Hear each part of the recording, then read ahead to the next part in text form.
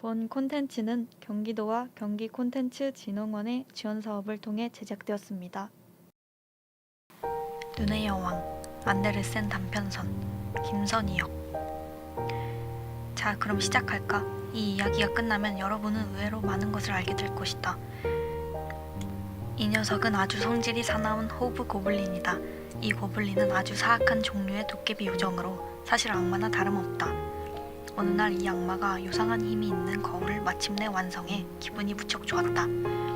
이 거울은 선하거나 아름다운 것을 비추면 쪼그라들어 거의 보이지 않고, 반면에 아무짝에 쓸모없고 추한 것은 도드라지면서 훨씬 더 추하게 보였다. 이 거울에서 아름다운 풍경은 끓는 물에 데친 시금치처럼 보이고, 아주 선한 사람은 섬뜩해 보이거나 물구나무를 섰다. 얼굴은 알아볼 수 없을 만큼 일그러졌다. 죽은 깨나 하나 있는 사람이면 코와 입까지 죄다 죽은 깨로 뒤덮여 있는 것처럼 보였다. 아주 웃기는군. 악마가 말했다. 사람의 마음에 흐르는 선하고 경건한 생각도 이 거울에서는 음흉한 미소로 보였다. 악마는 이 독창적인 발명품에 크게 웃음을 터뜨렸다. 이 악마가 가르친 호브 고블린 학교 학생 악마들은 기적이 일어났다고 모두에게 알렸다. 이제 이 악마들은 처음으로 이 세상과 세상 사람들이 진짜로 어떻게 보이는지 알 수 있다며 떠들어댔다. 녀석들은 이 거울을 들고 허둥지둥 여기저기 돌아다녔다. 마침내 지구상에 살아있는 사람이나 돼지는 이 거울로 온갖 순환을 당했다. 이윽고 악마들은 하늘로 올라가서 천사 그리고 신을 조롱하고 싶었다. 거울을 들고 높이 올라가면 올라갈수록 악마들이 거울을 움켜잡을 수 없을 만큼 거울은 점점 더 끔찍하게 웃었다. 더 높이, 더 높이. 천국과 천사에 점점 가까이 갔다. 문득 그 웃음 짓는 거울이 무지막지하게 흔들리더니 녀석들의 손에서 미끄러져 나가 땅에 떨어져 수천, 수만, 수백만, 수십억 조각으로 산산이 부서졌다. 어쩌면 그보다 더 잘게 깨졌을 것이다. 이제 이 거울은 깨지기 전보다 훨씬 더 큰 문제를 일으켰다. 어떤 것은 모래알보다 잘게 깨졌는데 이것이 넓은 세상으로 뻗어나가고 있었다. 일단 사람들의 눈에 들어가면 눈 안에 그대로 남아있다가 그 사람이 보이는 건 무엇이든 왜곡시켜서 사물의 오직 나쁜 면만 보게 했다. 아무리 유리 조각이 작아도 거울 전체에 있던 것과 똑같은 힘이 있었다. 몇몇 사람들은 마음속에 유리 조각이 박히기도 했는데 심장을 얼음덩어리로 만들어버리기에 무척 끔찍했다. 어떤 것들은 제법 커서 이 창문 유리로 썼다. 그 너머로 친구들을 내다보는 그런 창문은 아니었다. 그 유리 조각으로 안경을 만들기도 했는데 그 사람들이 또렷하게 보려고 이 안경을 썼다가는 큰일 났다. 악마들은 크게 하도 웃겨서 옆구리가 아프도록 자지러지게 웃어댔다. 그 유리의 미세한 조각이 여전히 허공을 떠돌고 있다. 이제 무슨 일이 일어나는지 들려주겠다. 성벽은 휘몰아치는 눈으로, 창문과 문은 살을 내는 듯한 바람으로 지었다. 성에는 100개도 넘는 방이 있었는데 그 방은 바람에 휩쓸려온 눈으로 만들었다. 가장 큰 방은 수마일이 뻗어 있었다. 방마다 오로라의 불꽃으로 환했다. 모두 엄청 크고 모두 텅 비었다. 모두 얼음장처럼 춥고 화려했다. 즐거움의 흔적이라고는 하나도 없었다. 북극곰이 폭풍의 음악에 맞춰 뒷발로 어기적 걸으며 최고의 예의 범죄를 과시하는 그런 사소한 춤도 없었다. 눈먼 곰의 가죽 또는 새끼들을 위해 수건을 숨기는 놀이를 하는 조촐한 파티도 열리지 않았다. 암컷 휜 여우들이 수다를 떨어대는 오후에 조촐한 커피 모임도 없었다. 눈의 여왕의 방은 다 텅 비고 크고 추웠다. 오로라는 규칙적으로 빛을 내 언제 가장 높고 언제 가장 낮을지 정확히 알 수 있었다. 드넓고 텅 빈 눈의 방 한가운데 꽁꽁 언 호수가 하나 있었다. 호수는 수천 조각으로 금이 가 있었지만 각각의 조각은 똑같은 모양이었다. 마치 위대한 장인의 작품처럼 보였다. 눈의 여왕은 집에 있을 때 그 호수 한가운데 앉아 있었다. 이것을 이성의 거울 위에 앉는다고 말했다. 이 거울은 이 세상에서 유일무이한 최고의 물건이라고 했다. 카이는 추위에 온몸이 새파랗게 변해 거의 시커매졌다. 하지만 추위를 느낄 수 없었다. 눈의 여왕이 입을 맞추어 떨지 않게 해주었다. 또한 카이의 심장은 거의 얼음으로 변해버렸다. 카이는 뾰족하고 납작한 얼음 조각을 이리저리 움직이며 패턴으로 맞추려 했다.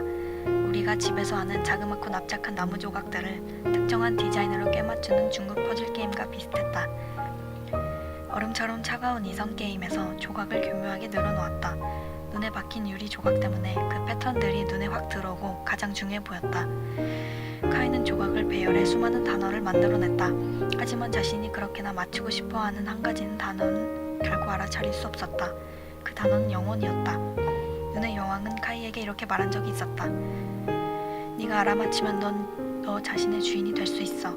그럼 내가 너한테 이 세상을 주겠다. 그리고 스케이트 한 벌도 새로 주지. 하지만 카이는 그걸 알아맞힐 수 없었다. 난 이제 따뜻한 나라로 날아가겠다. 검은 가마솥을 들어봐야 돼. 눈의 여왕이 카이에게 말했다. 검은 가마솥이란 에트나 화산과 베수비오 화산을 뜻했다. 살짝 하얗게 칠해야 해. 그래야 하거든. 그러면 오렌지하고 포도나무가 마음을 푹 놓을 거야. 그러고는 날아가 버렸다.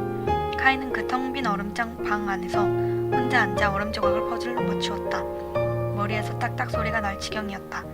하도 꼿꼿하게 잠자코 앉아있어서 누군가는 마치 얼어 죽었다고 생각했을 것이다. 불현듯 게르다가 살을 내는 바람에 그 큰 문을 지나 성 안으로 걸어 들어왔다. 게르다가 저녁 기도를 읊자 바람이 잦아들었다. 게르다는 차갑고 텅 빈 넓은 방 안으로 들어섰다.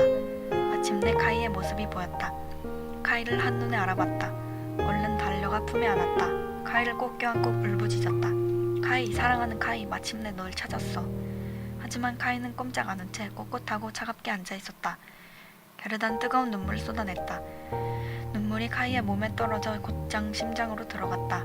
그 눈물이 얼음 덩어리를 녹이고 그 안에 박힌 유리 조각을 태워 없앤다. 카이는 게르다를 올려다봤다. 그러자 게르다가 노래했다. 장미꽃이 달콤한 계곡에 틀림없이 예수의 아이가 있을지니.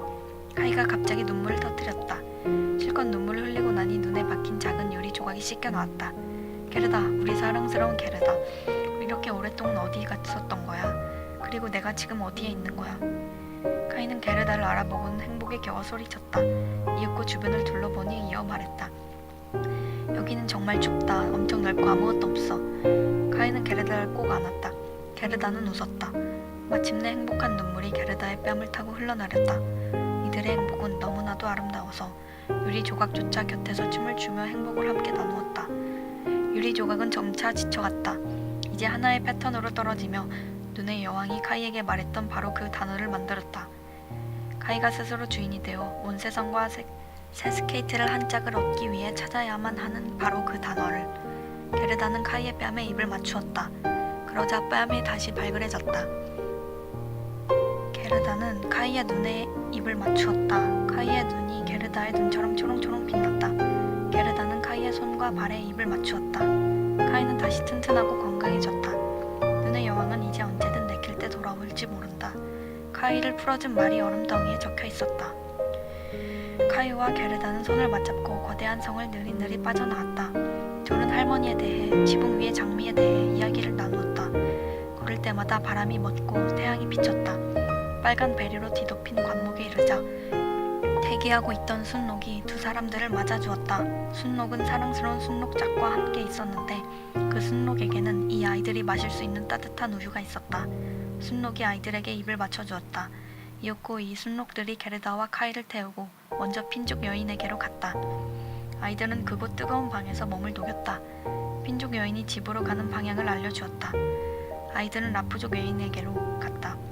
라프족 여인은 이들에게 새 옷을 만들어주고 썰매를 태워주었다. 순록 두 마리는 함께 북쪽 끝까지 나란히 달렸다. 이제 처음으로 초록 봉우리가 보였다. 이곳에서 카이와 게르다는 순록 두 마리와 리프족 여인에게 작별 인사를 했다. 안녕. 작은 새들이 처음으로 짹짹 짖어댄 소리가 들렸다. 주변 숲에는 이제 초록 봉우리가 가득했다. 문득 숲에서 말을 탄 소녀가 당당하게 나왔다. 게르다는 그 말을 알아봤다. 그 말은 한때 황금 마차를 몰았었다. 말에 탄 소녀는 머리에 빨간색 모자를 쓰고 허리춤에는 권총 두 자루를 차고 있었다. 바로 그 산적의 딸이었다. 산적 딸은 집에 있는 게 지겨워져 북극 나라로 여행을 떠났던 것이다. 그것도 마음에 들지 않으면 세상은 넓으니 산적 딸이 갈 수 있는 곳은 널려 있었다.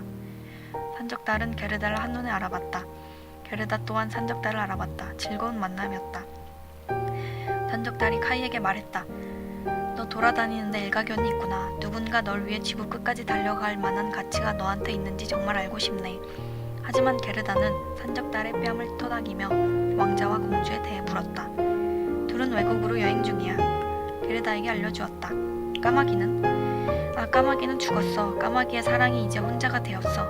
그 까마귀는 검은 양털 조각을 다리에 두르고 있어. 자기 연민에 빠졌어.